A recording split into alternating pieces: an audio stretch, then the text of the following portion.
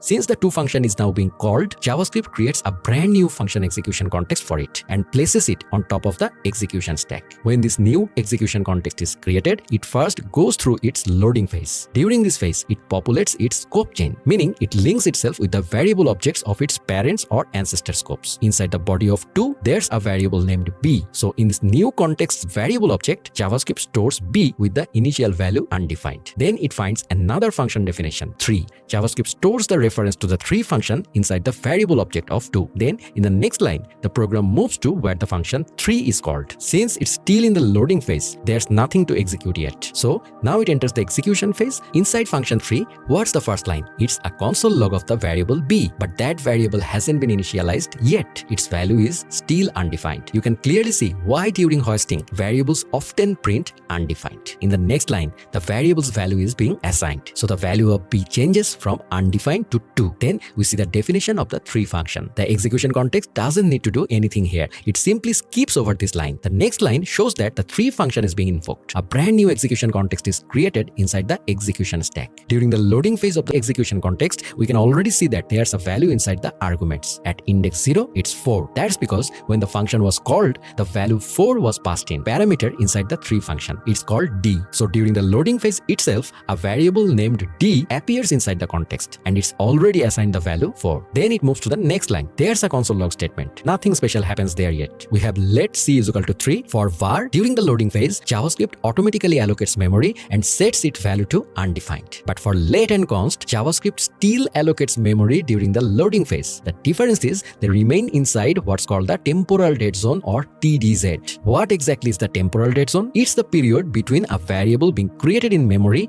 and being initialized with a value. During this time, the variable technically exists, but since no value has been assigned, JavaScript keeps it temporarily inaccessible. If you try to access that variable during the TDZ, you will immediately get a reference error. You can think of it like an iPhone's locked screen. The phone is there, but until you enter the PIN and unlock it, you can't do anything with it. Why does JavaScript assign undefined to variables declared with var, but keeps let and const inside the TDZ instead of doing the same?